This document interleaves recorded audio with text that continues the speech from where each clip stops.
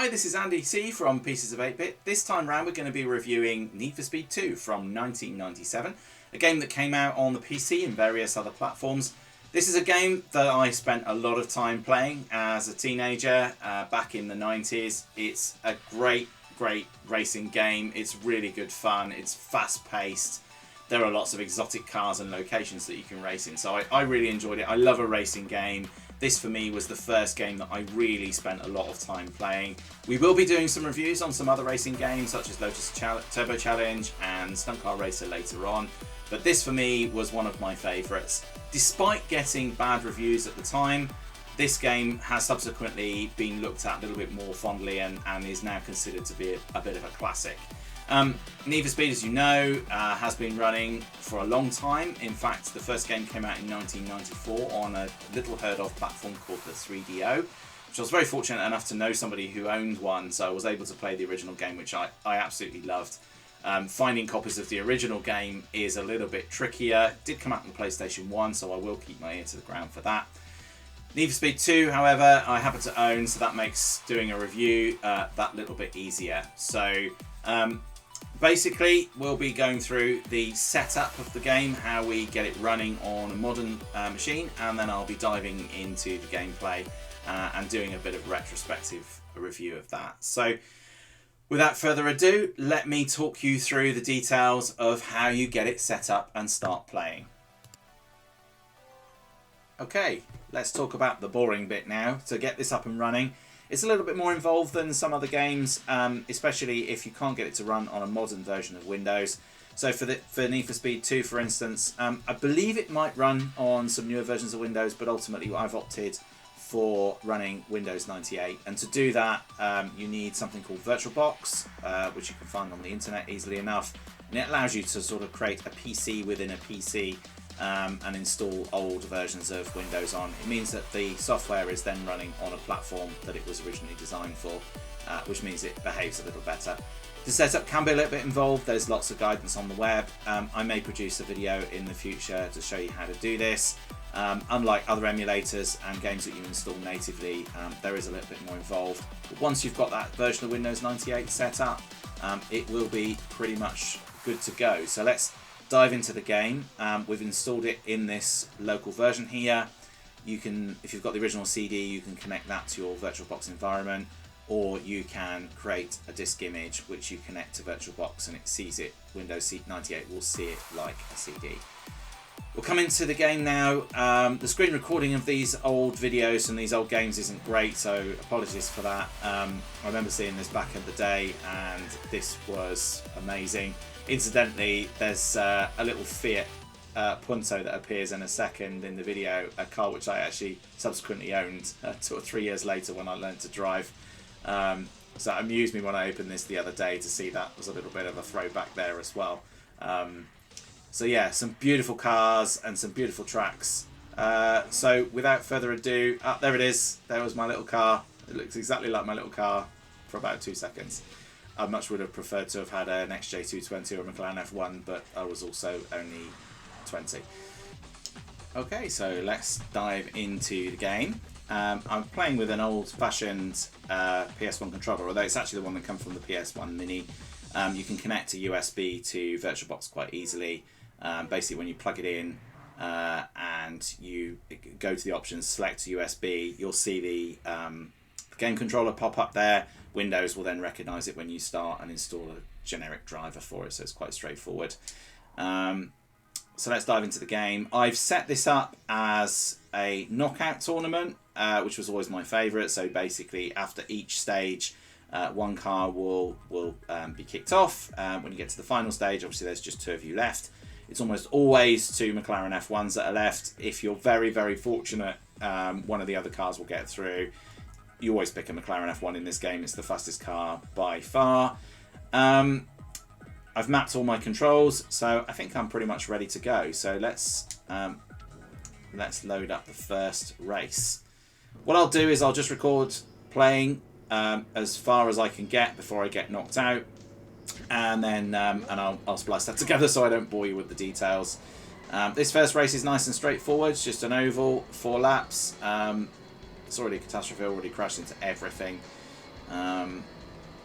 One thing you will notice, although it's turned down at the moment, is the audio is... oh no, that's a terrible start. I think it was quite hard, it's quite hard to actually spin your car over in this game. Yeah, I blame you for that, Mr. Green Car. That's a Ford GT90, which was a concept car. I don't think they ever produced them. As I said, I think you always went for the McLaren F1, top speed of 232 miles an hour. I think the next quickest car was the XJ220, which was, I think, 220 miles an hour, actually, as it happens. I wonder if that's why it was called that, probably. This course should be nice and easy. I should have no real trouble winning this race. As it happens at the moment, I'm only in 7th position, which isn't really very good. It is a lot easier with a controller, though. I did try with a keyboard earlier, which is... There's a good chance that's how I might have started playing this back in the 90s, because I don't think I owned a games controller for the PC that I had at the time. Although I'm not sure how I would have ever have got very far with it. I've never tried playing it with a joystick. I think that would be quite difficult. One thing that I think I always used to find quite disappointing about this game was that there was no damage, so your car didn't get trashed. There were other games at the time where that had started to become a thing.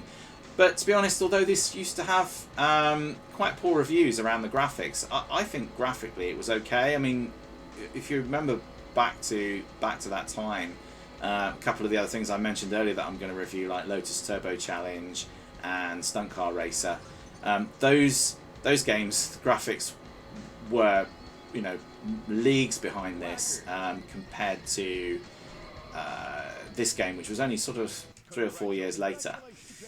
Okay, I've just skipped that through. I'm not going to go to do the replay. I forgot about the knockout only being 2 laps, actually. That's actually quite good for demoing the game.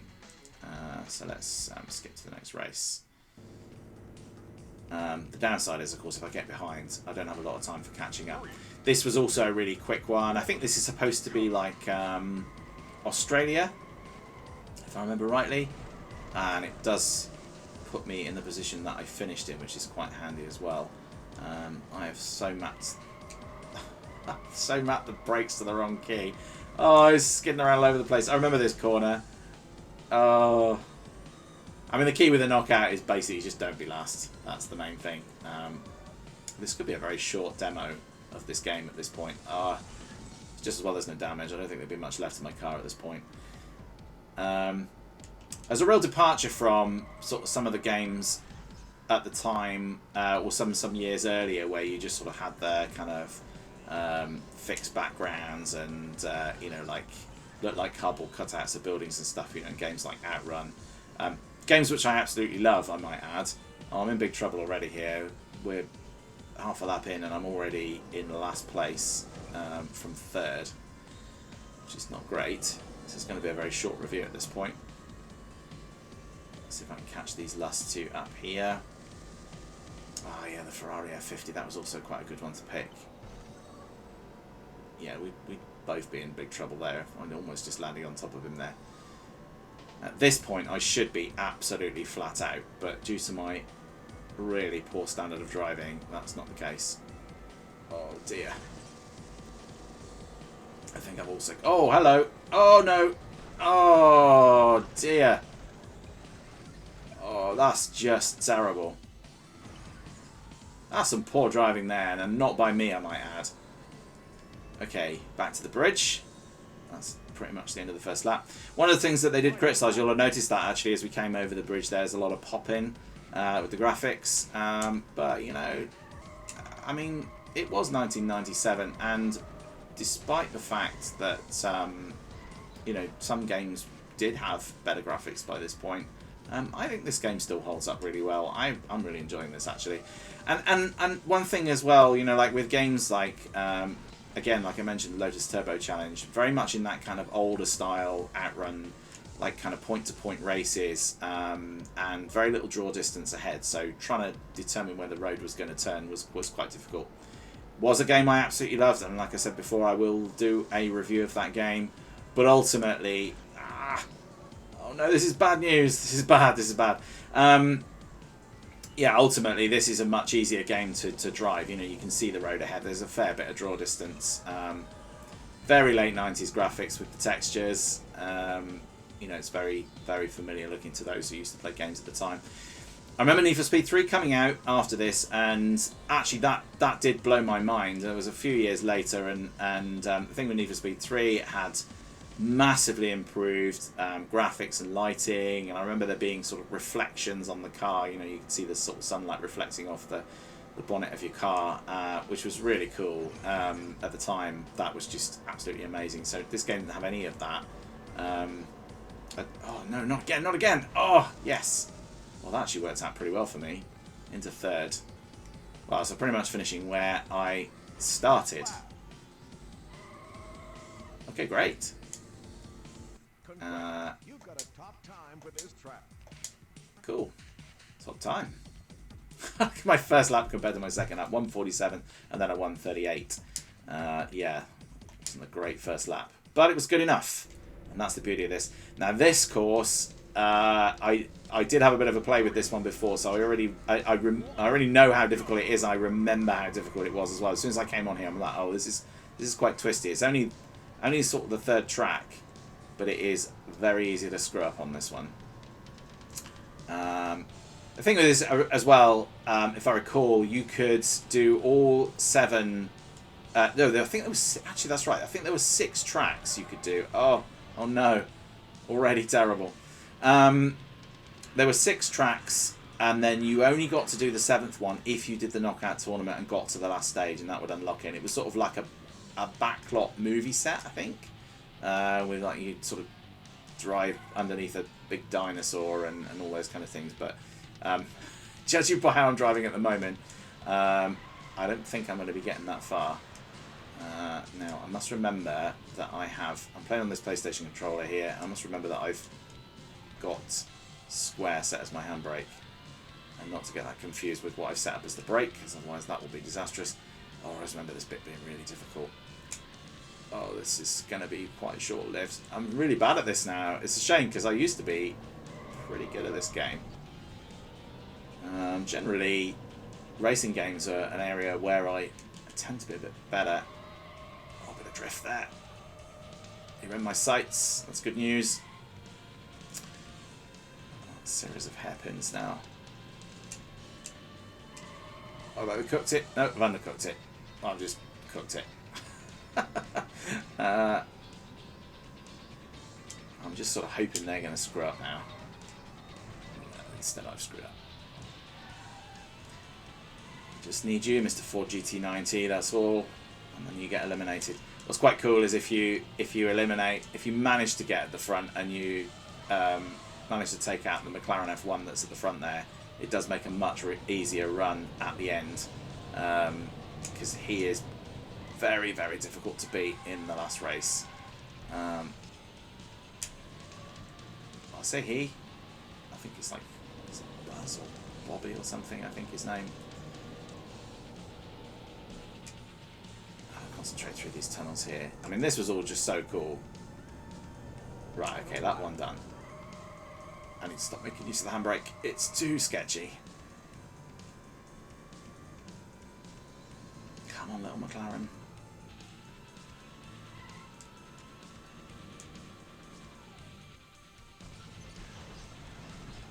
Oh, another major crash. Just what I didn't need. I was just starting to catch up, so I got a little bit further behind.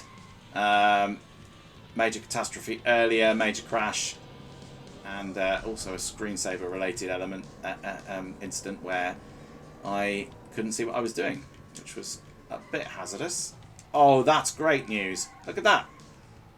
Oh, he's had a worse crash than me. Now, next question is, can I hold on? He's falling quite far behind now. Oh, I really must stop using handbrake. It's kind of cool, but also really sketchy at the same time.